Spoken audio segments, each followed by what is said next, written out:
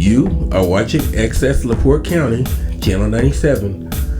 Coming up next is the August 1st, 2022 meeting of the Michigan City Board of Works and Safety. You can find more information for this meeting by visiting www.accesslaportecounty.org. Good morning. I'd like to call this meeting of the Michigan City Board of Public Works and Safety to order this first day of August 2022. Present are Mayor Dwayne Perry, Mr. Michael Vinson, and myself, Virginia Keating. We have a quorum. Before we begin, I'd like to introduce the newest addition to the clerk's office. This is Amanda Pickens. Welcome, Amanda. Pleased to have you. Next, the approval of the minutes. Regular hybrid Zoom meeting of July 18, 2022. Are there any corrections? None here, Madam Chair. No. Make a motion, we approve. Support. I'm going to call for the vote. Mayor Perry? Aye. Mr. Vinson? Aye. Chair votes aye as well. The next item on the agenda is a street closure request. Tracy Levy, commander of the American Squad Post Legion number 451, is requesting a street closure from the corner of Washington Street and May Avenue to Washington Street and Squad Legion Way on Saturday, September 17, 2022, from 10 a.m. to 9 p.m. for their annual Labor Day's pig roast. Is there anybody here that wants to address this? Do you want to come out? Ma'am, I'm Commander 451. Yes, we were having a hog roast that day. It's our second annual one. I have the certificate of insurance for liability as well. I received that on Friday. Thank you. So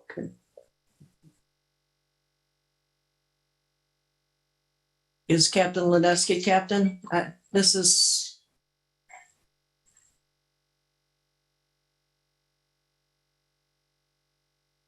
I believe we've had this event before. Have we Yes, not? good morning, Captain Jeff Lineski, Traffic Division. This event went off last year without any problems. There's no houses in that block that will be affected by the road closure, so we would recommend approval. Thank you very much. Any comments from the public?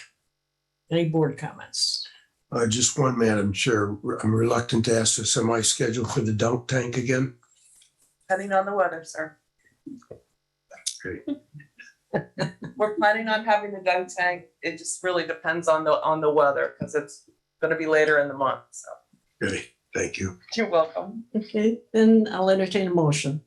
Make a motion to approve. Support. I'll call for the vote. Mayor Perry? Aye. Mr. Vinson? Aye. Chair votes aye as well. Thank you very much Thank for you very appearing much. and good luck with the event. Thank you.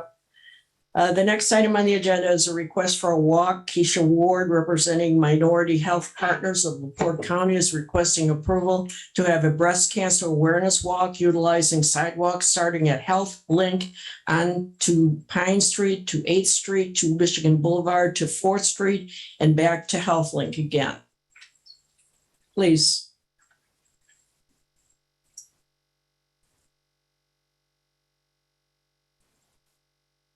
Good morning. I am Keisha Ward. I'm the new director for Minority Health here in LaPorte County. And you kind of said it all. That's why we're here. We just want to do a walk on the 1st of October, just to bring awareness to breast cancer, health, and, because it affects so many families. And that is indeed our route. And we just wanted to be approved so we can walk from starting at Health Link, just like you said, going up 8th and back down the Boulevard, and right back up past the library and up Franklin. Not too far, so Thank you. everybody could participate. Thank you very much. That's where we are. Captain, I believe this is an annual event as well. The participants will use the sidewalks, they'll obey all the traffic signals. There's no resources required of the city as far as barricades or anything like that, so we would recommend approval. Thank you very much. Are there any comments from the public? And any board comments? None here. Okay, Make a motion to approve. Support. I call for the vote. Mayor Perry, Aye. Mr. Vinson, Aye. chair votes aye as well. Thank you for appearing. The next item on the agenda is a contract approval agreement between the Michigan City Board of Public Works and Safety and NICD Double Track Project regarding construction betterments for the establishment of quiet zones in the amount of $949,036.92.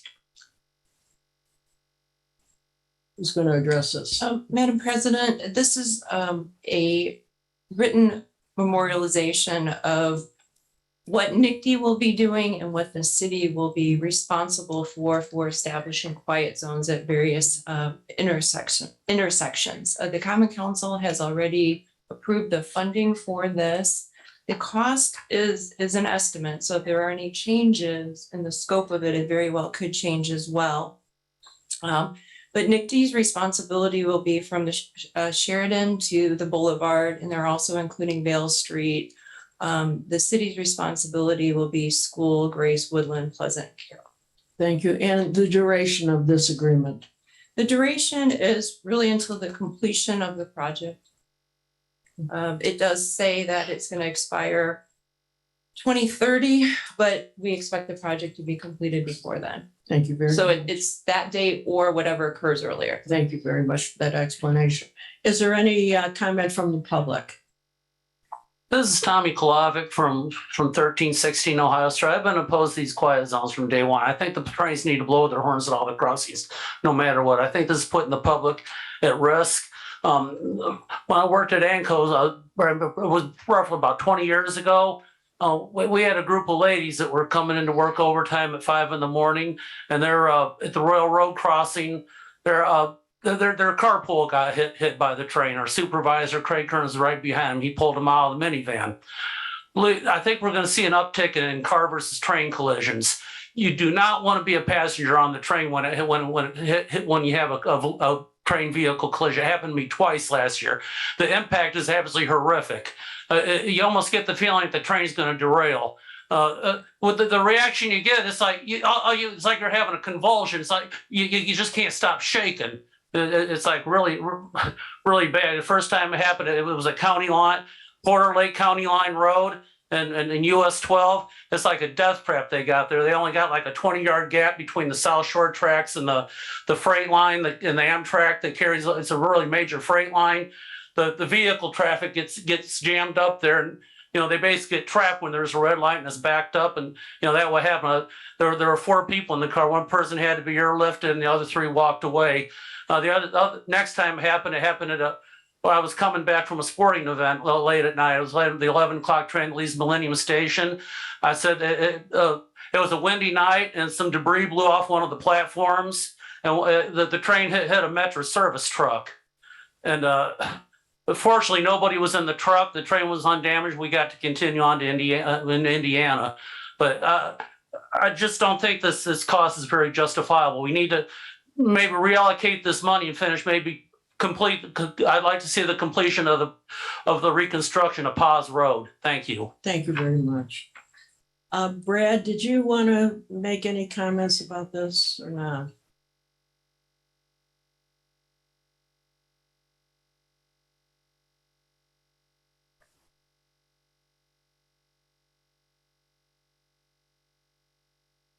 Brad Minnick, Premier Engineers. Just that the design is ongoing. We expect the final design to be available to us this month for those crossings. And there will be enhanced controls to merit the quiet zone. So the federal standard for the railroads are, with engineering controls, you need to exceed the safety protocols versus having the train blow its horn. So that's the intention. That's why in some of the crossings we're going with quad gates. So we'd have 4 gates, 1 on each corner, and then the other crossings we're going to have concrete medians installed to inhibit cars from going across the tracks. So there are additional engineered controls in place. Thank you. I appreciate that explanation. Is there any board comment? Just one question, verifying that this is part of phase 1 of the double track. Correct, Amber? Yes. Okay. That being said, I'll make a motion to approve. Second. Call for the vote. Mayor Perry? Aye. Mr. Vincent? Aye. Chair votes aye as well. Next item on the agenda is a memorandum of understanding A memorandum of understanding between the Michigan City Board of Public Works and Safety and the LCCVB Convention and Visitors Bureau regarding the Great Lakes Grand Prix Block Party to be held on Saturday, August 6, 2022. Ma'am, I understand you're going to withdraw the prior MOU? Yes, Madam President, it's both parties understanding that the prior one should be withdrawn and this new one should be the controlling. We'll include that when we reach the point where we're making a motion, okay? Good morning, Board. I'm morning. Rick Wright. I'm the Director of the Great Lakes Grand Prix. And we just appreciate you taking this under consideration that we need to have the insurance looked at and considered. And I'll answer any questions that you want. Well, why don't you explain the responsibilities of your body and of this, you can explain the city. So just to kind of, Okay. if I can real quickly, so the change from the first one is in the insurance and more specifically the alcohol liability. The first one originally obligated 3 million. When the Visitors Bureau went to their insurance company to get it, they couldn't get the 3 million coverage. We met with our insurance and mayor, and the decision was made for the mayor that it was okay to reduce it to 2 million. So that explains the amendment. Okay, and just briefly, what are you going to do under this MOU? What is your responsibilities? Well, since the Taste of Michigan City has the downtown has not doing it this year, we kind of stepped up and wanted to do that because that boat parade is a huge part of that whole weekend. So we want to continue that on. We didn't want to just see it go away. So with the alcohol vendors and things like that, the insurance got kind of crazy. It almost tripled. A couple of years ago, we had to do a $1 million policy, and then all of a sudden it's doubled to 2 million, and now it's up to 3 million. And it just became too expensive for our alcohol vendor to cover it.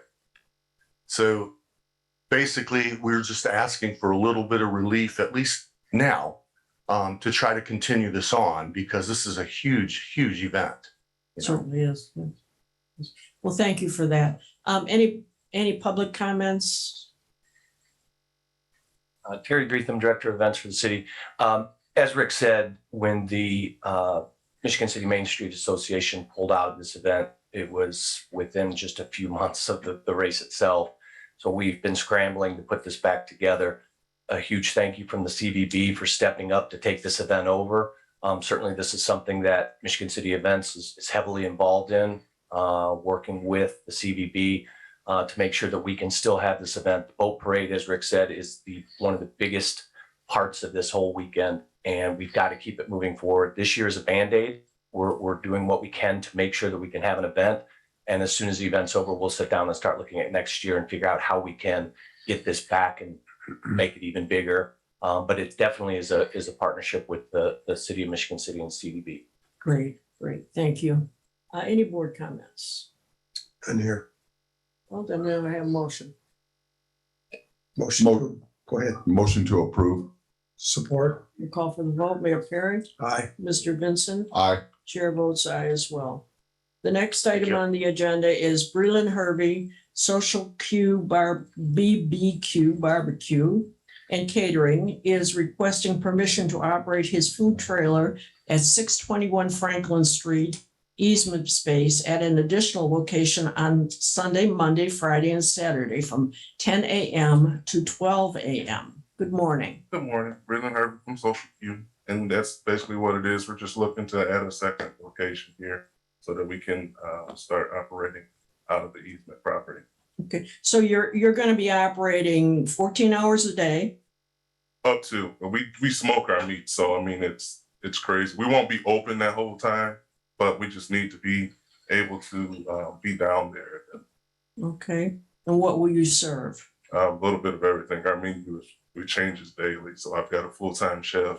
So I mean, you get a little bit of everything, literally. And you understand that your truck must be removed from the location at the end of each business day? Unfortunately, yes, I do Okay, understand. all right, we just want to be clear because we had that issue the last time we were discussing this matter. Amber, is everything in order? Yes. Okay. Skylar, are there any problems with the location?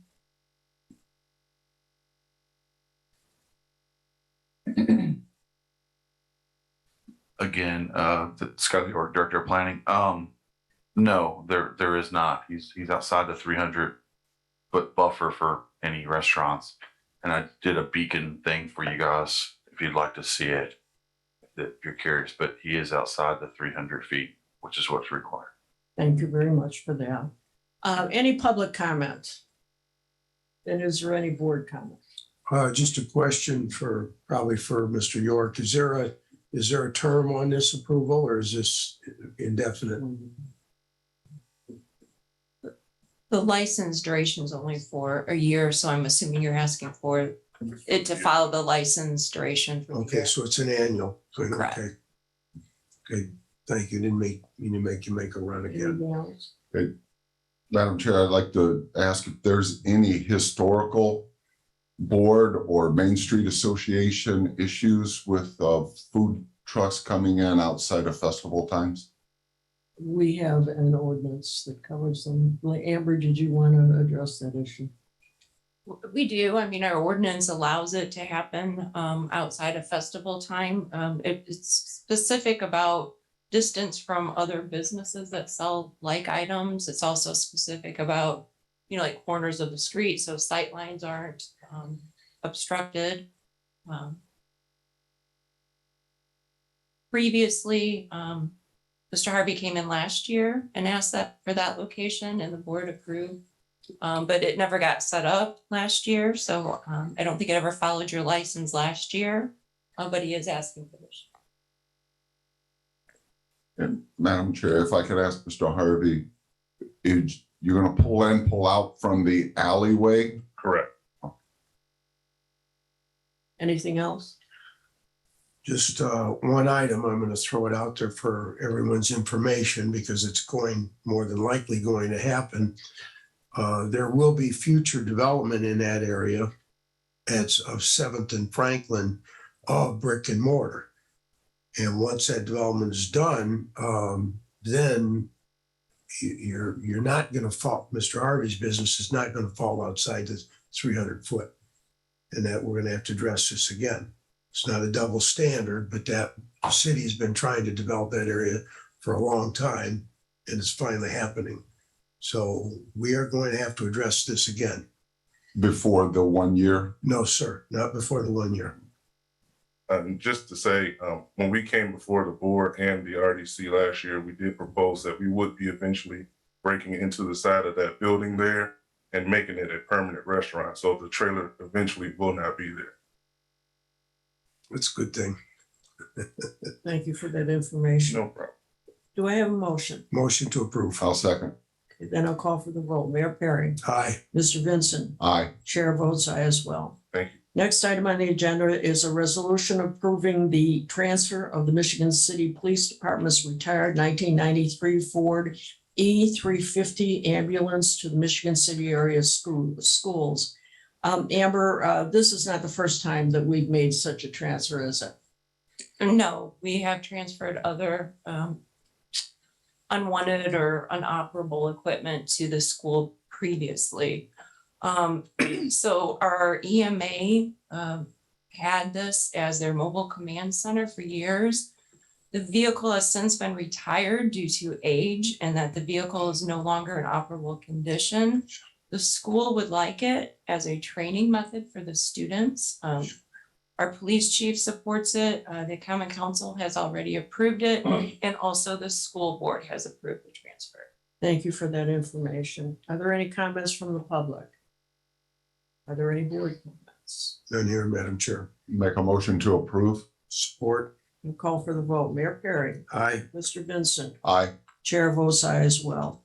Next item on the agenda is a mobile vendor application. Demir Lee Chalewe. I don't know if I pronounced that correct. If I did not, I apologize. Lee Murphy Snow Cones is requiring a mobile food vendor license application approval to sell snow cones, Gatorade, and Pepsi products at Washington Park Beach from April to December from 8 a.m. to 10 p.m.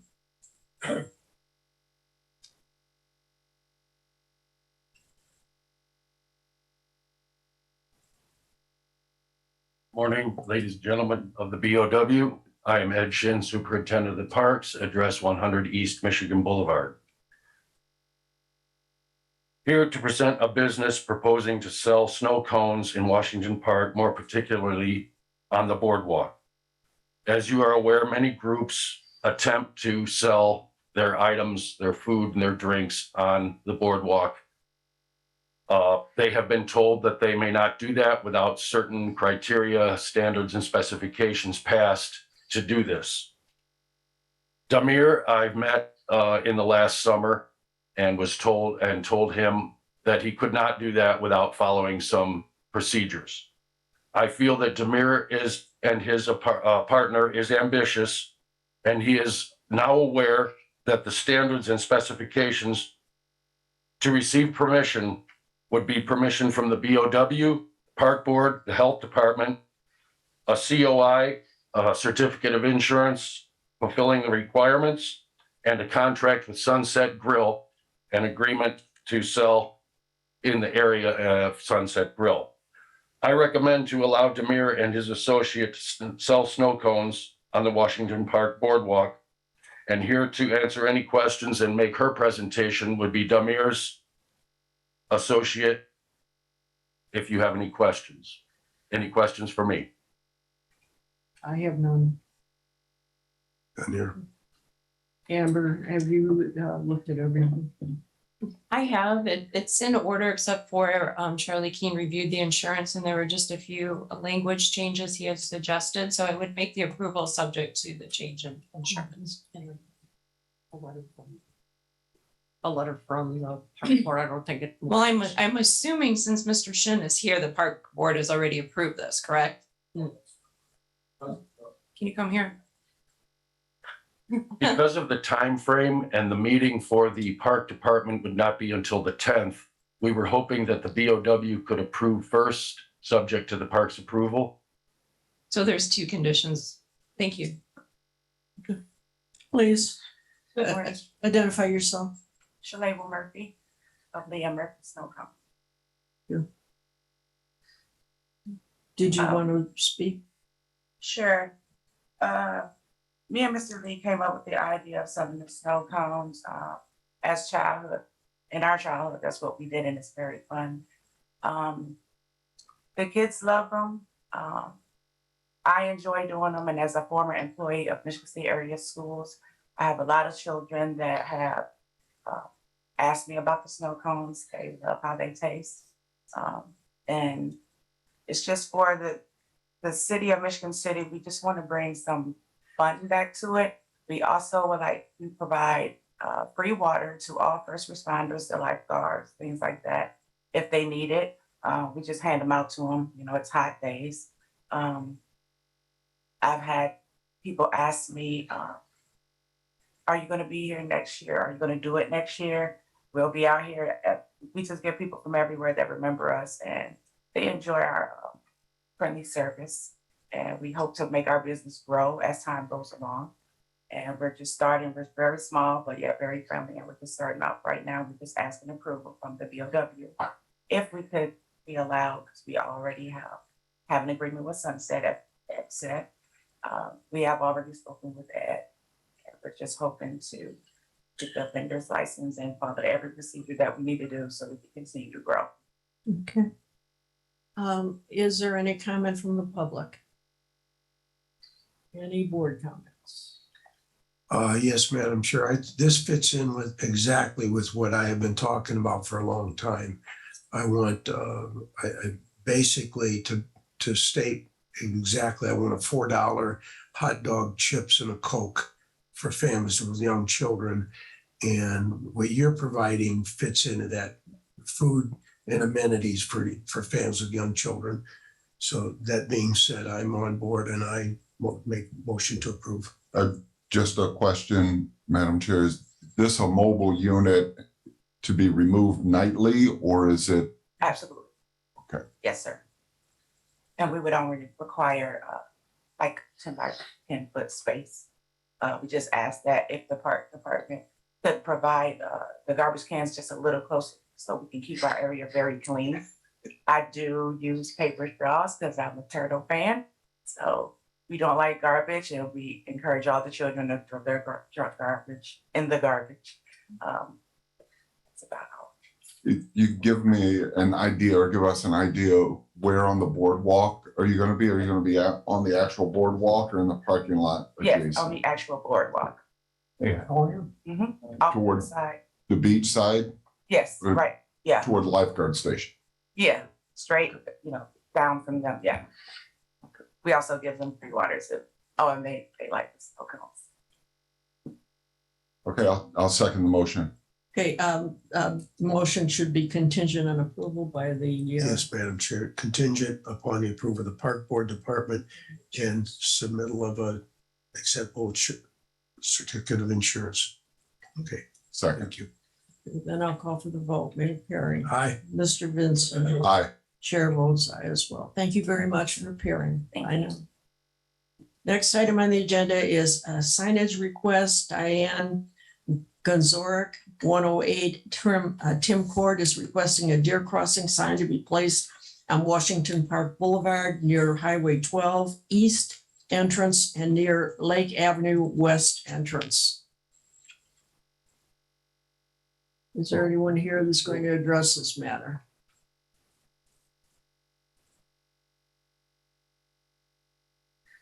Well, Captain Lineski, have you taken a look at this?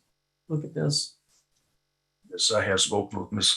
Gonzarek, and while I haven't been able to locate any accident history involving deer on that roadway, I do travel the roadway myself quite a bit because our emergency management building is in that neighborhood, and I have seen the deer firsthand in the roadway. Also, Ms. Gonzarek has provided photo evidence of the deer, so we would recommend approval of the request. Thank you very much. Are there any public comments?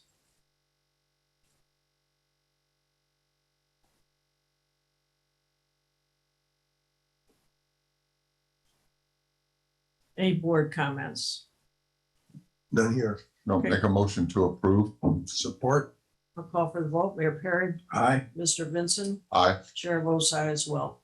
Next item on the agenda is a vehicle lease request. Skylar York, Planning Director, is requesting to lease 5 vehicles from LaPorte Chrysler, 3 Jeep Renegades and 2 Jeep Grand Cherokees for a 3-year term in the amount of $43,400 annually after trade-in of existing vehicles to LaPorte Chrysler for a credit of $34,000. Good morning. Good morning. I'm Scott York, the Director of Planning. So our vehicles are pretty much at the end of their lifespan. We get hand-me-downs for years from the police department, but the police department right now is transitioning to lease program, so there won't be any hand-me-downs. Some of the vehicles we have right now we're looking at a car that's worth, say, a couple of $1,000s, putting a new transmission that's $4,000 into it. It doesn't make sense right now at this point in time. There's other cars as well. Some of them, the gas gauges don't work and the speedometers don't work, so we don't know when it's going to run out of gas. So there's situations like that are happening. But if we're not going to get the hand-me-downs as usual, it just makes more sense from a maintenance standpoint to I guess go ahead and transition into a lease situation. Chris has done a lot of the legwork for us and calling companies, looking out to soliciting bids, things of that nature, seeing what's out there and what's available. I think he did a really good job of putting this together. I'm going to hand it over to him now and let him kind of explain how he did this. Thank you. Good morning, Chris. Good morning, Chris Yagowski, Administrator and Mayor. In researching this is again a very unique situation with Mr. Magnuson with the LaPorte Chrysler dealership. They actually fund this themselves. So have they done for the Michigan City Police, LaPorte Police, and actually inspection on LaPorte also. So in doing so, I tried to get a comparable bid, and in doing with, I got a hold of Taylor Big Chrysler in Michigan City and Castle Chrysler, who did not want to bid into this process. In comparison, for the 1-year lease using with Mr. Magnuson without using trade-ins at all, his bid would be $25,800 for that first year. Taylor Big gave me an estimate of $42,720. So quite a significant difference, two of them. For a 3-year lease with Magnuson would be a total of $77,400. With Big would be $128,160. In doing so, Mr. Magnuson is also going to take the retired cars that we have, is if you approve for them to be traded in, it will give you a $34,000 credit, which makes it, minus the lease, a total of 3 years of $43,400 complete, bumper to bumper, and that's with warranty, and they can take it anywhere to pet fix. Thank you, Chris. Amber, does this comport to the purchasing policy? It does. I've spent time with Mr. Yagowski and Mr. York doing this. Just be mindful though, Mr. York does have the money in his budget, but it requires a transfer resolution, which is pending in front of the Common Council for tomorrow night. So if the board does approve it, you need to make it subject to the council approving this transfer resolution. Thank you very much for that. Are there any comments from the public? Then are there any board comments? Madam Chair, just one. This approach fits in with our future plans to reduce the city's cash flow every year and have a better fleet of vehicles. These vehicles, when they hit 3 years old, they'll move out of that service into another service somewhere else, possibly back to the dealership. So by doing this, we will have a more modern, more reliable fleet of equipment, and also it'll substantially improve our cash flow. Thank you. Question, Madam Chair. Certainly. The Mr. Yagowski, just wondering if there was any specific reason why we're just shopping the Jeeps or the Jeep brand. If we reached out, if there's any other vehicle brand, or we going simply by price and convenience of LaPorte? Correct. With the comparables that we've done with the police, it's in history that we're actually using them, and they're very successful. So with LaPorte City's inspection, LaPorte City police inspection, or police department, and Michigan City Police, all involved in this process, I think it's probably just a smart avenue to follow, and it's a local dealership that we can get things fixed and repaired easily. It's also supported by Mr. Cranston Harris, who is the maintenance supervisor for all our vehicles. That being said, do I hear a motion? Motion to approve. Pending approval of the resolution for the transfer by the Michigan City Common Council. Thank you. Second. I'll call for the vote. Mayor Perry. Aye. Mr. Vincent. Aye. Chair votes aye as well. Thank you very much. Next item on the agenda is a payroll docket for July 15, 2022, a city payroll of $694,733.64. We also have a claims docket of July 18th, 2022. Municipal claims are $757,844.64. CDBG, that's Community Development Block Grant, $21,808.01. Health and Life Insurance Fund, $459,365.49. There is zero in Workers' Comp Trust. The total claims for the July 18, 2022 claims docket, $1,239,018.14. Do I have a motion? Motion to approve. Madam Chair, I read 1,239,000. I thought that's what I said. Did I not? I might have misheard. Yeah. $1,239,018.14. I make a motion, we approve as read. Support. Okay, then I'll call for the vote. Mayor Perry. Aye. Mr. Vincent. Aye. Chair votes aye as well. Next item on the agenda is the public comments section of our meeting. Note that public comment is limited to 3 minutes. All comments are to be directed to the board president, not to individual board members, and all comments must be germane to and within the mandate and authority of this board. Having said that, then I understand that there are 2 items already requesting a comment, so we'll take those first, and then if anyone else wants to speak, we'll go ahead with that. Excuse me. So when do we go back to that? Oh dear, why did I do that? Want to do this now? You started, why don't we do public comments and do petty? Is that Okay, Ann? that's fine. Fine, if you go out of order, we can go back to the unfinished Fine. business. Please. I have a petition filed by Ian Osborne, 230 Walker Street, regarding the continued operation of a sawmill on his property. Good morning. I'll try and be brief. My name is Ian Osborne. I live at 220 Walker Street here in Michigan City. I also have 230, 208, and 215, in addition to vacant support land on K Street as well as 8th Street. My 19-year-old son is the 5th generation of our family to live here on Walker. Together, we continue to maintain and improve on the original family home, now with additional properties on the block that were vacant and in various stages of decay. Still, there are not less than 11 homes within 1 block of us that are either boarded up or vacant. As part of our plan and efforts in 2017, we purchased a small hobby sawmill, which we have been using for the last 3 years to mill lumber from trees that we have removed from our land. We have additionally received trees from a few tree removal companies hired by the city to clear city easements within a few blocks of our home.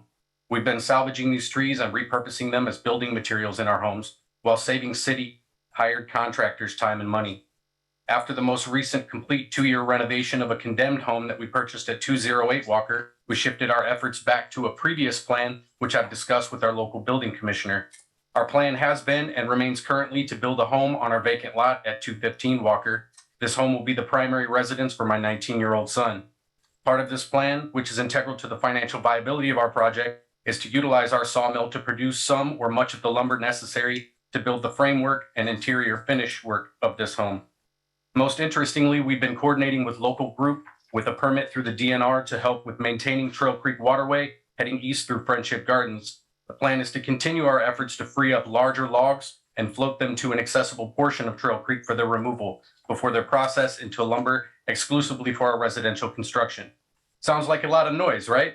Well, in the 3 years that this mill has been set up on our land, we have not received one single complaint from a neighbor, and as far as I know, neither has the city. In fact, our neighbors have joined in the efforts when we come out and share in the resources.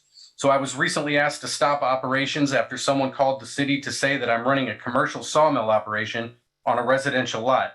Again, with no complaint of noise or nuisance, and which is not much louder than a lawnmower and quieter of a chainsaw than a long shot. I can prove, and I think our usage of lumber shows, that our operations are for residential use. Here I have a photo of an unalterable timer that records the hours of operation of my mill. Since January of 2017, I've used the mill for a grand total of 75 hours. That's 75 hours divided by 5.5 years. That's 13.5 hours per year. 2022 to date, I've only used the mill on 3 separate occasions on the site. Additionally, this is a portable mill, so some of those hours were used over this 5-year period spent on other properties milling logs that were not easily moved. Additionally, I have photos, and you're welcome to come and visit our homes to see what specifically we are doing with this lumber, including the complete resurrection and finish of 208 and at 220 Walker Street, 2 years of full-time construction, custom woodworking. I understand that it's your job to investigate and follow up on claims, but I'm here to defend myself and to ask that we be left alone to continue to accumulate materials for our planned and quite residential home build, which again has been openly discussed with our building commissioner over 2 years ago. Respectfully, I'm not asking for permission or a variance. I would hope that I'm innocent until proven guilty. I would hope that an unsubstantiated claim would not be considered evidence that would force me to interrupt my plans. This mill, in a different time, as well as today, is a community resource. If this is a commercial mill, I am the worst businessman in the city. 3 to 4 operations, daily operations this year. If no one has any objections or any proof of violation that I can dispute in a court or with a board of appeals, then we'll immediately begin resuming our very residential efforts without risk of citation. Thank you. If anyone has any questions. Amber, is this something that should rightfully be before this board? This board would not have jurisdiction over any type of citations or ordinance violations that the planning would issue. That's what I believe. Yes. I'm sorry, but this board has no means of assisting you in this. This is a matter that concerns the planning department and the code enforcement people. And so you'll have to take it up with them. I understand what your problem is, but that's your solution. Right, so would I apply for a zoning variance for something that clearly isn't a violation of zoning? I can't tell you that. I don't know not what in to that appeal to. department. Should I just go on about my business? Do you want it? Sir, you may want to get your own independent advice. I tried. Sue sent me to this board to be redirected. She shouldn't have. Hey, I'm Skylar. I'm the director of planning. It's a zoning issue. As you're aware, we're dealing with various other similar uses in the city. And I think this is just kind of caught up in that, unfortunately, that web of use. It doesn't matter how you use it, whether it's commercial, residential. The fact is you can't do that there. So, and I don't know why it's, been 3 years. I can't answer that question. But it probably needs to be done on a business related or industrial. It is an industrial use. Let's just say that. So whether it's a small, large, however, the residential lot can't be used that way. So that's why they're enforcing. So that's kind of where it's at right now from a zoning standpoint. Thank you. It's simply a zoning issue. That's what it is. Yeah. Until a citation's issued or some other, means of let's see, a citation or a notice to vacate or something like that is issued, the board doesn't have any authority over it right now. I'd like to go on record as saying that if I run a circular saw, if I go to Lowe's and I grab a stack of lumber and I resaw it, it's the same thing. I'm using it for residential home construction and the proof is in the pudding. So I don't really see how you can say that's a violation of zoning. Thank you. It's pretty good. Tommy Kolovic, 1316 Ohio Street. I just want to add that residents are permitted to do our ground maintenance and construction work between the hours of 7 a.m. and 8 p.m. I've had an issue with the past with my lawn mowing practices. So I just wanted to add that. Thank you. Thank you. Thank you. Do I have a motion to deny? Do I have a motion? I don't think you need to deny anything. It's just under public comment. Oh, okay. All right. Yeah, there's no request pending. Okay. All right. Okay. Fine. The next item we have is Jordan Hample. Reith Riley is requesting a storm sewer pipe repair project at 945 South Woodland Avenue. I believe this was something, Brad, that you had brought before us during the bidding process. Is that correct? Okay. Do we have somebody from Reith Riley that wants to approach the board? I don't believe they're going to be here today, but I was just going to answer any questions that might come up. Okay, why don't you just go ahead and explain? So they went through the sanitary district went through the bidding process, see a few different quotes and solicited a third, but didn't receive a third quote.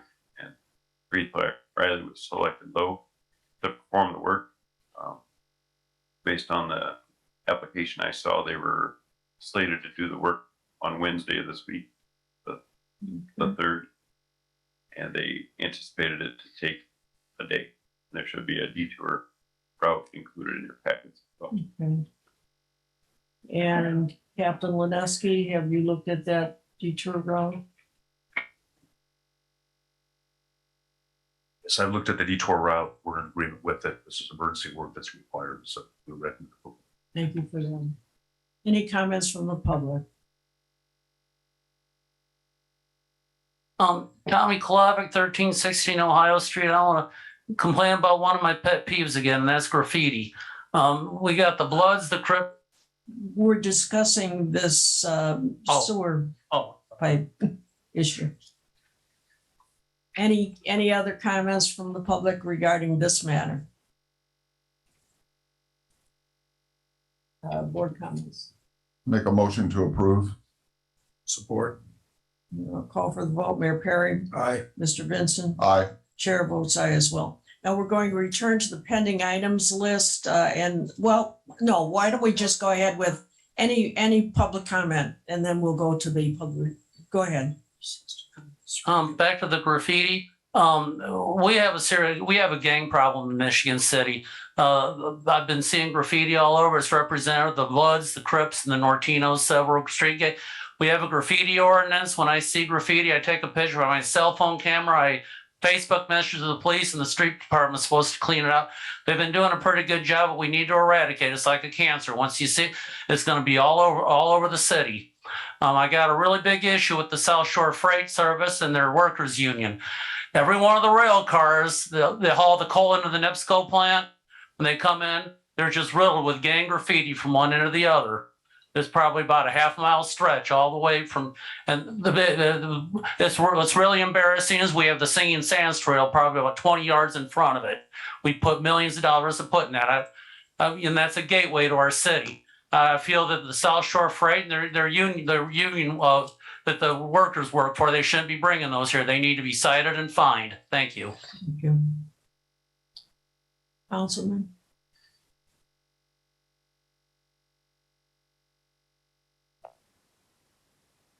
Morning, board members.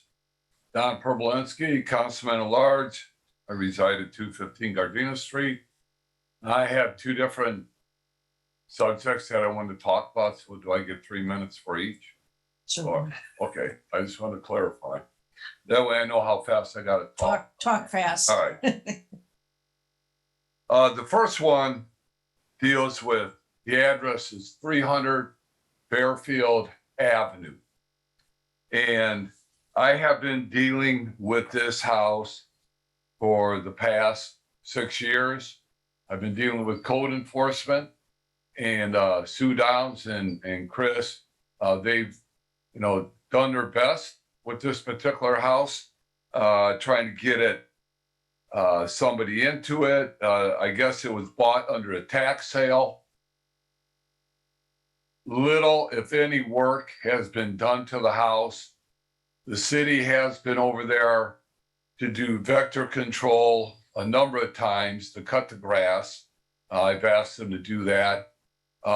It's the residents in the neighborhood that are getting sick and tired of looking at this slum, deteriorated house. And if I was them, I would be in the same situation, trying to get something done. And talking to Sue, apparently this house was bought under a tax sale a year ago from a person in Texas. This person in Texas has done very little, if anything. And now I got a call from the neighbors that they are seeing teenagers coming in and out of this house, crawling in and out of windows, and they are scared what the next step might be, that the house might be caught on fire or set on fire, and that criminal activity may be taking place in the house, drug activity may be taking place in the house, what have you. So if the board could look into it, if Attorney LePage can talk to Sue and see if there's anything else that the city can do besides this being under a tax sale and the person in Texas not doing anything about it. If there's something we could do, get this moving down the road and get it repaired, get it fixed. And the yard, if we could get vector control, and I call Sean myself to get him over there another time to cut the grass and keep the house looking nice, or not the house looking nice, but at least the yard looking halfway decent. Now, my main subject here to talk about is Westcott Park, right here on Michigan Boulevard. We all know where Charles Westcott Park is at. And it was told to me that the park falls under the jurisdiction of the Board of Works. Things that are done there, whether it's grass cutting, maintenance, what have you, falls under the Board of Works. And I was told by the park superintendent. And what brought that about is the grass looks fine, but the planter areas in the park are atrocious. We have 4 feet weeds growing in these planter areas. And the main planter area, which is right on Michigan Boulevard, that has, I think it either says Charles Westcott or Westcott Park on the front of it, is named after this individual who was an outstanding Michigan City citizen for years. He ran Eli Youth Center for years. And also the Harborside homes were there, which many of us remember. That's why that park was built there, both in memory of Charles Westcott and in memory of the people that lived in the Harborside homes. It's our responsibility, it's the Board of Works' responsibility to make sure that park looks as good as it can. What we need to do is get a contractor. The park department can't do it. They don't have enough people. Get a contractor over there, clean those areas up, get flowers planted in there, or get perennials planted in there that we don't have to maintain every year, but the park looks nice. We talk about the gateway to the city, Michigan Boulevard, gateway to the Blue Chip Casino, gateway to the park, gateway to City Hall. We all know what that means. But the funny thing to me is we'll maintain the flowers in the middle of Michigan Boulevard, but 40 feet away is this gigantic planter that has weeds that are 4 to 5 feet high in it. They're getting so high that you can barely see Westcott, the name Westcott on the front of the planter. And number 2, the lights that are on this planter don't work. So at night, you're supposed to see the Charles Westcott name lit up. Those lights do not work. I don't know how long they've been burned out, but they don't work now. So I would greatly appreciate if the Board of Works could investigate that, get a contractor involved, get this park, those planting areas cleaned up, and make it presentable and give it the true meaning and the due respect to Mr. Charles Westcott and to the folks that lived in the Harborside home for all those years, and just to make it a very nice representation of Michigan City as it should be done.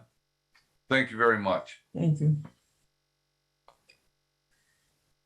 Does the board want to put these on the pending item list? Yes, please, Okay, Madam I have a Chair. motion. Make a motion to put both items on the pending item list. And I'll call for the vote. Mayor Perry. Aye. Mr. Vincent. Aye. Chair votes aye as well. But Madam President, just if I can real quickly, in the course of looking at this last week, there is an ordinance on the books that says any park property is under the jurisdiction of the park department. So any recreational, any municipal golf, any of our local parks are under it.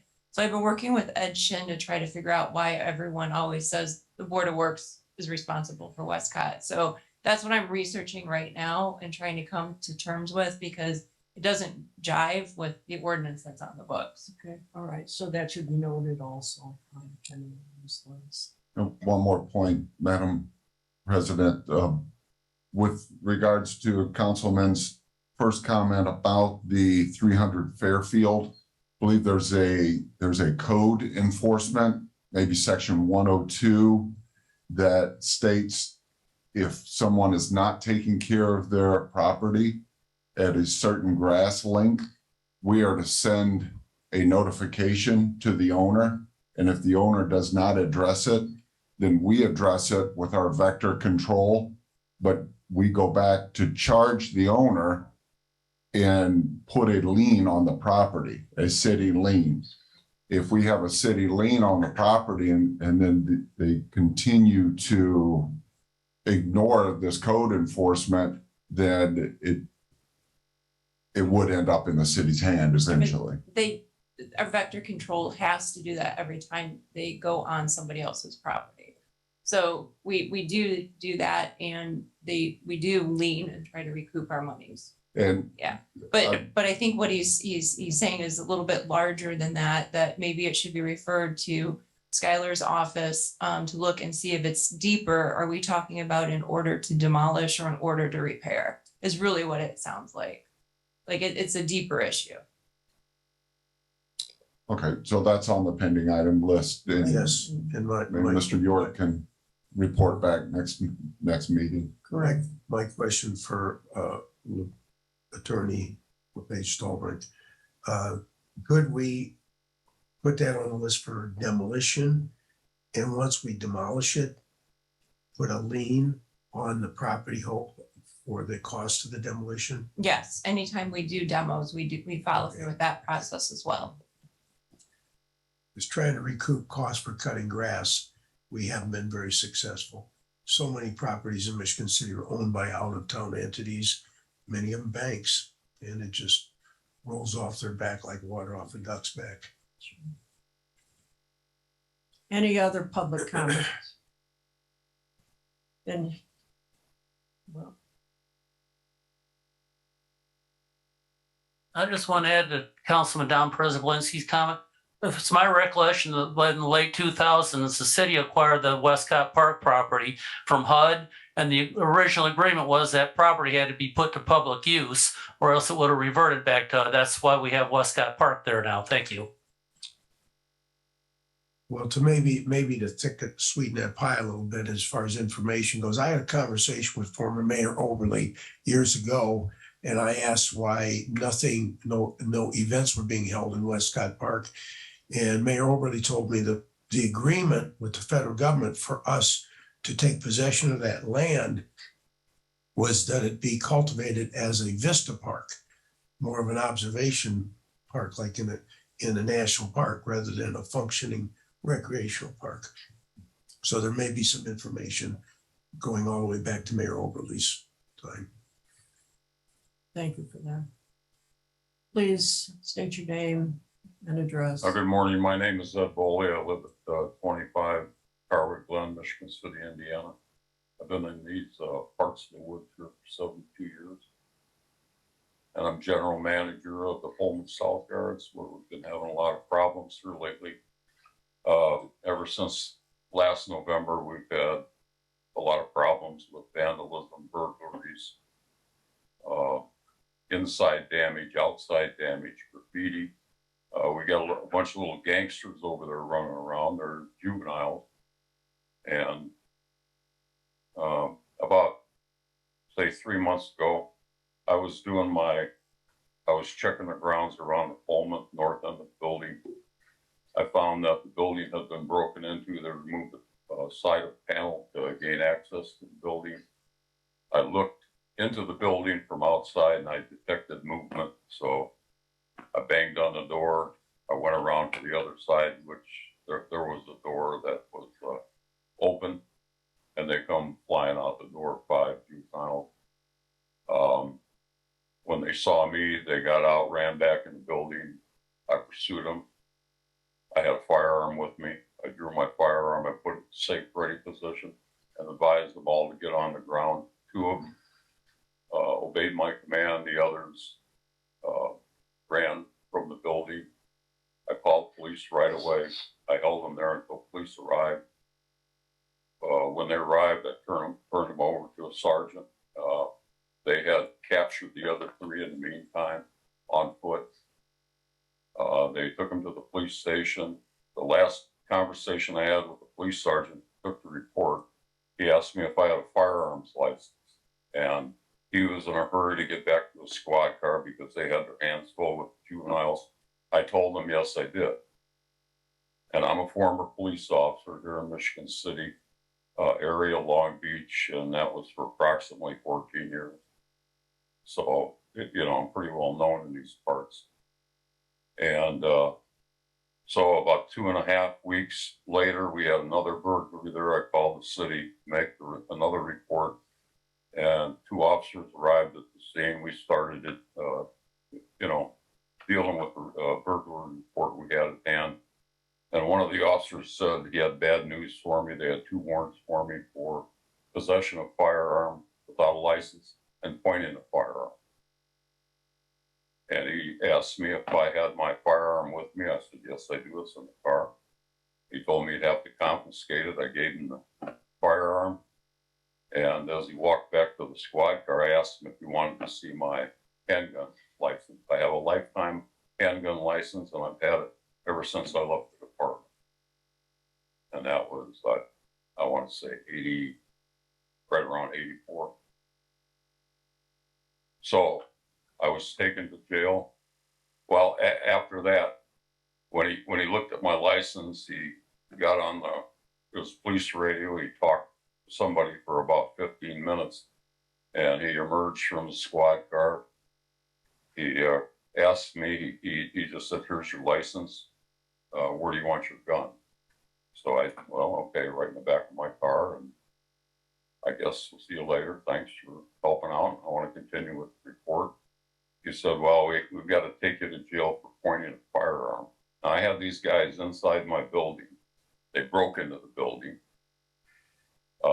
They'd done extensive damage that particular day, about $15,000 worth of damage. They busted up restrooms in the area. They spilled paint all over. They blew out a wall to gain access to another part of the building, which is the same method of operation that they used to break into Micropore and cause $350,000 worth of damage to the inventory. And then here just, about a week and a half ago, the Pullman caught on fire. All the same method of operation. And, I investigated a few arsons in my day. And from what flags I seen, it was arson. And I was charged $1,500 for bail to get out, $1,505 to be exact. I had to hire an attorney. Once the case was thrown out of court, dismissed, and they're expunging my record at this point in time, I'm out $1,500, and I wish that $1,505 would be returned. End of story. That's it. Thank you. And I've talked to the mayor, I've talked to the chief of police, and it seems at this point, everybody's moving forward in a positive manner. We've got a lot of walls we have to break apart in Michigan City between the public, the police department, vice versa, and the business people. As a police officer, you know that approximately, it used to be 80% were calls to the public, where the other 20% were property damage, auto thefts, homicides.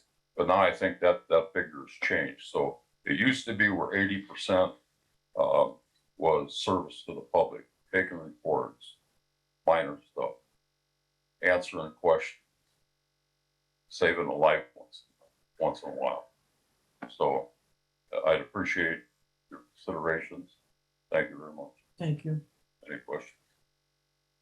I have none.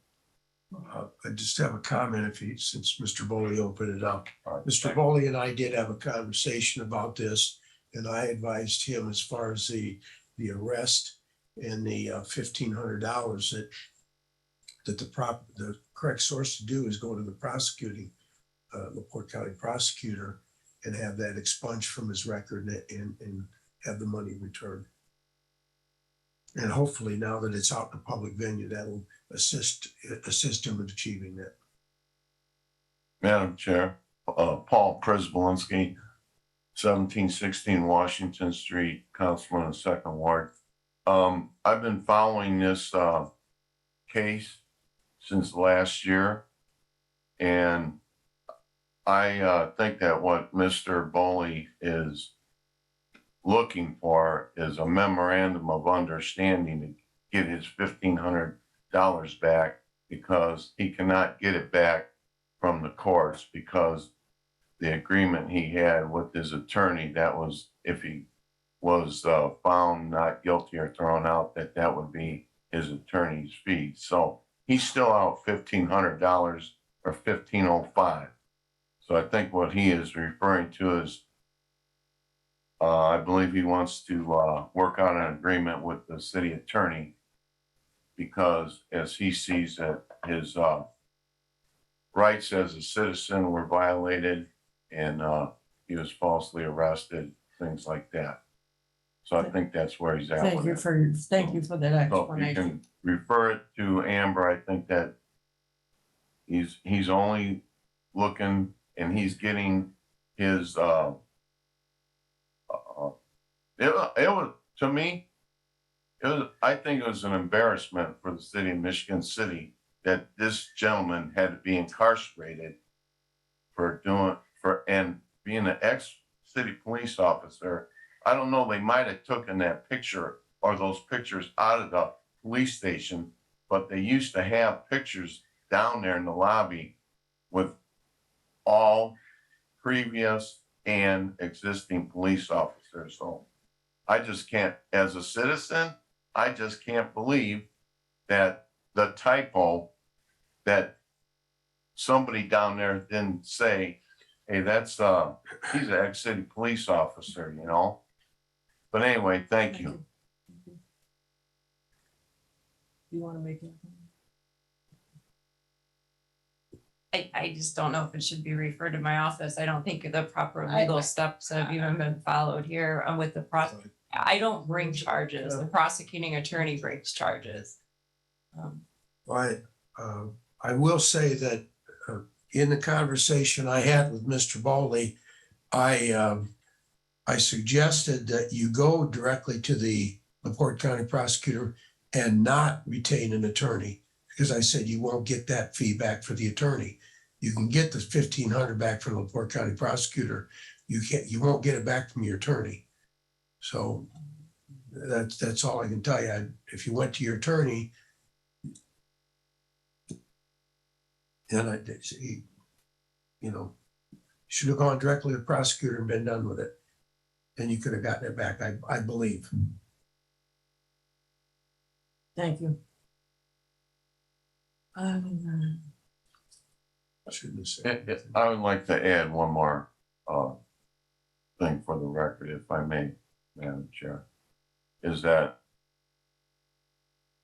Mr. Bowley was still out $1,500. And the prosecutor, that agreement, he would have been out $1,500 from his attorney, okay? The whole matter is this, is that he should have never been arrested. And I don't want to get into all the particulars, and I don't think that Mr. Bowley wants to get into all the particulars in public. But if he wants to sit down with the city attorney and work out an agreement on his $1,500, that's all. I would agree with the city attorney. This is not something that she has any authority over. It's not uncommon, and I can tell you this because I practiced in the criminal courts. It's not uncommon for these things to happen. People are arrested. The case is dismissed. The bond is used to pay attorney's fees. That's the reality of it. We don't have any jurisdiction to do anything about that. It's an unfortunate situation, truly is. Okay, just be advised that I did have a meeting with the prosecutor the other day after I talked with Mayor Perry. We discussed the case. He felt it was wrong. He's expunging my record. And I'm out $1,500. That $1,500, my bail was collected by my attorney. And I'm out $1,505. And at this time, I'm asking that be returned. You know, I was arrested by the city on a typographical error. I don't know if the city made it, state made it, or who made it. It's the fact that somebody wasn't paying attention. Somebody that made that report wasn't paying attention. And I've seen some reports come out of that police station unbelievable. I am surprised. Thank you. All right, thank you. Any other public comments? Then we're going to go back to the pending. Oh, I'm sorry. Madam President, my name is Dave Vila, 3044 Ohio Street. First of all, before I make my request, I want to compliment the Michigan City Police Department for a unique experience I had while I was working on my issue. This red car pulls up in an area adjacent to where I was taking pictures and wondering what I was doing there. He rolled down his window, and of course I couldn't see in. I had to walk around to the other side, but it was Officer Jeff Lineski. Just looking out for the residents of Michigan City. Today, back 43 years ago, I made a comment that was published in the paper about drainage problems of the southwest side and the northwest side of the Third Ward here in Michigan City. And I've been researching it. And I've got documentation to back up everything I say, including the state-of-the-art technology that Google Earth provides. Today, I'm requesting from the Board of Works and for the possibility of approaching the city engineer and explaining all this information to him, so that it's a matter of public safety and health and safety. The issue possibly could be useful for the American Rescue Fund as an opportunity to invest some of the money into the American Rescue Fund that would affect the health and safety of the entire west side, southwest side of Michigan City. Again, as I said, I've been on it for 43 years and I haven't given up. I've got visuals to prove everything I say. So today I'm requesting from the Board of Works and you, Madam, an opportunity to speak with the city engineer to explain to him all of my findings and see if it's a viable, if it could be possibly a viable project for the city of Michigan City. So my request is, with your permission, may I speak with the city engineer? Brad?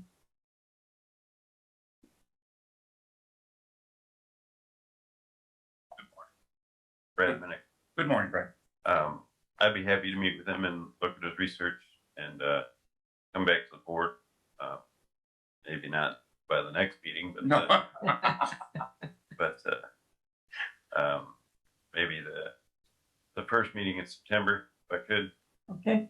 And just see what we have at hand. Brad, when could we meet? Today? I can't meet. I understand. I can meet with you this week. Good. Well, then we'll just exchange phone numbers and yes, work it out that way. Sure. With their permission. Of course. Yeah, put that on the pending items list, please. We don't need a motion on that. Okay. All right, you're all set. Okay. I'll make a motion to add the conversation with the city engineer, Mr. Vila, on the pending item list. And this is regarding drainage in the Third Ward? I'm sorry. Is it regarding drainage in the Third Ward? Yeah, it's the southwest side of Michigan. I just want to put down what you're. It's basically water problems on the southwest side of Michigan City. I'll second that, but I need to add that we do not have a city engineer as of yet. So once we get a contract in place with Mr. John Doyle, whichever of the two engineers we are retaining right now, Mr. Minnick and his firm, Primera, were brought on board to protect our interest in the double track. He's very busy right now. So if Mr. Minnick can help you out, fine. If he's too busy, then as soon as we get a contract in place with Mr. Doyle, then he will be available because his primary goal is going to be to take care of our paving program, the community crossings. And this has a direct impact on the paving program. once you see my findings, you will see that it affects the paving program of the southwest side of Michigan City. So it's I understand, but we can't do anything until I get a contract in place with him. I understand, Mayor. I And that's- understand. I've that's been on it pending. I've been on it for such a long time that it's going to be a definite improvement for the city of Michigan City once it's accomplished. The Michigan City Sanitary District has responsibility. I intend to go to the meeting the 4th of this month to discuss this with the Michigan City Sanitary District because it affects them as well. So maybe a coordinated effort between the Sanitary District and the City of Michigan City. Sure. Maybe there's a good portion of the southwest side of Michigan City that's buildable land. And Turn a wetland into something developable. I understand. right, and I'm quite sure that once this is discussed and arrived at, you will see that the problems that existed 43 years ago that still exist today can be rectified. But it takes a cooperative effort. It just, And that meeting is this Thursday that you're going to be at, this Thursday? it's this Thursday on the 4th. Yeah, it was scheduled for last Wednesday, but it was transferred to the 4th. And I intend to be there to make my presentation as well. Yeah, put on my schedule to be there with you. Thank you, Mayor. Do we have a second? Madam Chair, before we second, I'm just wondering now, hearing that he's going to work with the sanitary board, if our engineer needs to be, or Mr. Mennett needs to be involved at all, just work with the sanitary board and their engineers. Would be confusing. I think that's an excellent position to take because the sanitary district has at least one of their own engineers. So why don't we start there? Madam Chair, if I can rescind my motion then. Okay, and what do I need a motion regarding what we're gonna do with this. You don't want it on the pending items list? I'll rescind my motion and make a new motion to add to the pending items list, Thank you. not using our engineer, but to report back from the sanitary district of their findings. And put a date of the first meeting in September. A month to get this thing rolling. See if we can achieve something. Thank you. Revisit on first meeting in September. That makes sense, Board of Works. Again, I'm just trying now after 43 years to move it forward. Sure. To accomplish my goal for the residents in Michigan City. Thank you, Mr. Beal. Thank you. Thank you for a lifetime of work. I have given up. Sorry. Coffin vote, Mayor Perry, Aye. Mr. Vincent. Aye. Chair votes aye as well. This will be on the pending items list. Is there anything else under public comment? Then I'm going to move ahead to the pending items list. First item, Councilman Don Prespolinski had a concern regarding the purple lights on Franklin and Cleveland Avenue. He was asking the city engineer to look into the matter, whether or not the city could receive a rebate or something of that sort from NIPSCO because the lights were purple instead of white. Amber, is this something that you should be involved in at all? Well, I tried. I reached out to a few city departments who have yet to respond. I was looking to see what kind of documentation, contracts, paperwork that we have on this matter. And like I said, I've yet to receive a response. So I'm gonna have to follow up. So we'll just leave this on the pending items list then. Next item is Councilman Don Prespolinski addressed his concern about the lots at Fifth and Pine Street that needed mowing, and I believe that that was taken care of. Is it not? Okay, then I'd like a motion to remove this from the pending items list. Make a motion to remove from the pending items list. Support. Okay, call for the vote. Mayor Perry. Aye. Mr. Vincent. Aye. Chair votes aye as well. The next item is Davis Bush was requesting a stop sign at Ohio Street and Indiana Avenue to slow down traffic. Captain, you were going to check into this. Were you able to do that? So I started by pulling the accident stats for that intersection for the last 5 years, I found that at that intersection or near that intersection, we've had a total of 6 accidents in the last 5 years. However, 2 of those accidents really don't have anything to do with the actual intersection. It was a backing accident, equipment failure. So that leaves with us with a total of 4 accidents within the last 5 years. 2 of those were following too close, which was vehicles that were waiting to turn onto Indiana from Ohio Street that were rear-ended. The other 2 were fatal shield right-of-way accidents, which was caused by vehicles coming off of Indiana and failing to the right-of-way to Ohio Street traffic. So I don't think the accident stats 4 and 5 years isn't really significant enough to warrant the installation of a stop sign. I also looked at the sight lines. I don't think there's any sight issues with people trying to pull out there. However, what I did find, there's inadequate signage at that intersection, or actually along that entire stretch of Ohio Street between the railroad tracks and Pearl Road. Specifically, have a crossing guard stationed there every morning and every afternoon during the school season. And he's relayed to me several times that cars are going at a high rate of speed and that it's difficult for him to stop the vehicles when he's trying to get children across the roadway. Therefore, my recommendation would be, and I still need probably one more meeting to discuss with Mr. Minnick.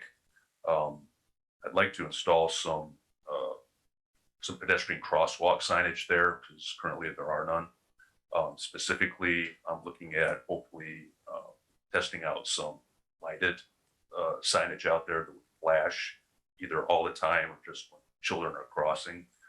So I still need to work with Mr. Minnick to get some prices on those. We also need to install some school zone signage there because it's close enough to Knapp School that I think it warrants school zone speed limits 15 miles an hour when children are present. So if you'd give me one more meeting to discuss this with Mr. Minnick and come up with some possible prices on the installation of some new signage. Thank you. Davis Bush, Bush. 2409, Ohio. Actually, I agree with this. This is actually a better idea than a stop sign. Thank you. Thank you. Then we'll just continue this to the next meeting. Keep it on the pending items list. Yes. Next item on the agenda is Councilman Don Prespolinski. I had a concern regarding the striping that was done, that needed to be done on Highway 12 coming west. It goes from 2 lanes down to 1 lane because the markings apparently are no longer visible. What's the status of this? Brad Minnick, Premier Engineers. I followed up on the striping as well as the tubular markers near Blue Chip Casino, which was also on the pending item list. And NDOT acknowledged the request, but they're unable to give me a schedule. They simply said it would be completed this calendar year for both the pavement markings and the tubular marker installations along US 12 near Blue Chip. Okay. Then we probably ought to keep this on the pending items list. Thank you. I checked this morning and it had not been completed as of yet. So. Okay, all right. We'll just leave it there then. Thank you for that information. Next item is Attorney Joseph Zachnoin on behalf of MC Acreage LLC was donating undeveloped land. There was an issue, Amber, that you were checking into and you required some information. Correct. So there were several easements that were recorded on the property they want to donate. One of the easements referenced a document that was an unrecorded document.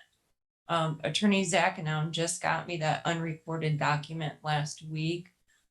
It's kind of complex and I haven't had time to sit down with Skylar York to go through it. But we plan on going through it and giving the board back a recommendation, hopefully at the next meeting or the first one in September.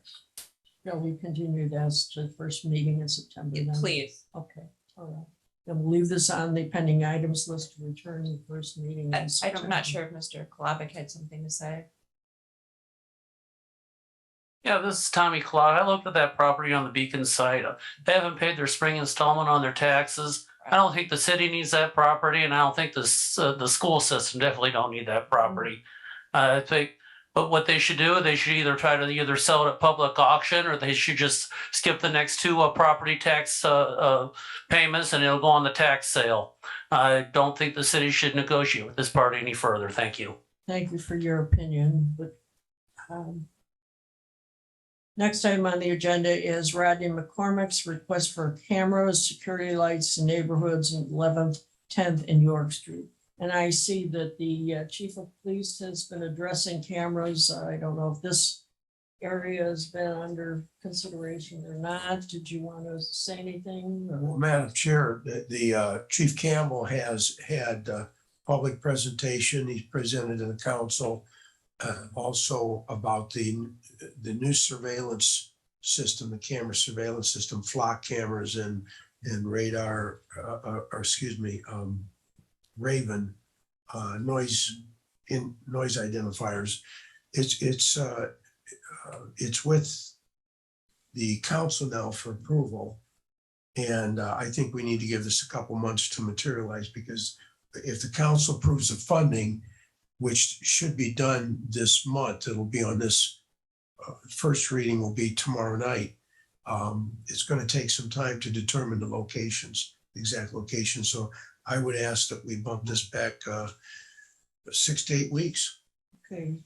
First meeting in October. I think that's recent. And we'll keep this on. That's my motion. Okay. Second. Call for the vote. Mayor Perry. Aye. Mr. Vincent. Aye. Chair votes aye as well. Next item on the agenda, Councilman Paul Prespolinski had concerns regarding the Brown Kinsel ditch that it needed to be cleaned out. And this was put on the pending items list to be revisited in 2 months to make sure that NICD had widened and cleaned out the ditch. And Brad, I think you're the one that's going to address this. Yes. So according to the NICD plans, the Brown and Kinsel ditches are 2 different ditches. They call for actually 2 different treatments. The Brown ditch will have a 15-foot box culvert installed as part of the double track construction project. And then the Kinsel ditch is actually going to be upgraded from a 75-inch pipe to 3 84-inch pipes. So effectively tripling in size in terms of capacity at the Kinsel ditch. So that's the summary of the impacts of the NIC project to this waterway, both waterways actually. And finally, when NICD did the modeling for the work, they looked at a 100-year flood event. So that just gives you an idea of the intensity of storm that the pipe is designed to handle. So The widening has not taken place yet. it's still under construction. Okay, and how long will it be under construction? I was unable to get a completion date from the contractor on that. So I can report back once I do receive that date. Okay, say we continue this for a month, would that be of assistance to you? Yes, please. Okay, then we'll keep this on, return in a month. Next item on the agenda, Brad, is the request to energize 4 street lighting controller cabinets and 1 traffic signal along 11th Street. What's the status? NIPSCO has this in their backlog of work to do, so we're moving forward. We don't need any action from the board at this time. So we'll just leave it on the pending items list or remove it? Yes, please. Which one? I'm sorry. Remove it. Okay. Okay, then I need a motion to remove this from the pending items list. Mr. Minnick, we do have some sufficient lighting along Franklin Street. I know we don't on 11th Street, but along Franklin Street, we do have sufficient lighting now. Yes, I believe it's been restored. Thank you. Yes. Make a motion to remove. A second. Call for the vote. Mayor Perry. Aye. Mr. Vincent. Aye. Chair votes aye as well. And the last item is the matter of Carrie McGinty, 225 Charles Street, is requesting the purchase of property owned by the city located behind their property, 932 West Sixth Street. This was on the agenda because we needed the surveyor to get us a legal description. I am still waiting on the legal description. He gave me plat, but I need it broken down to the actual legal, so Mr. Hendricks responded that he should have it here shortly. Should we continue it 30 days or till? Yeah, I mean, once I get it, it can come off of this pending and then I can process the paperwork, and what I need to do. So how much time would you like us? to Just keep this 30 on? days. All right. Do the first meeting in September. So first meeting in September. And the last item was already addressed by Brad Minnick, and that was the concern regarding the markers around the Blue Chip Casino area. So we're not gonna need to address that any further. Is there anything else? We're done with public comment, but what, go ahead, yeah, go ahead. Madam This- President, I've been working with Mike Nolan with the culverts and the box drains on the Black Ditch and that area. And my efforts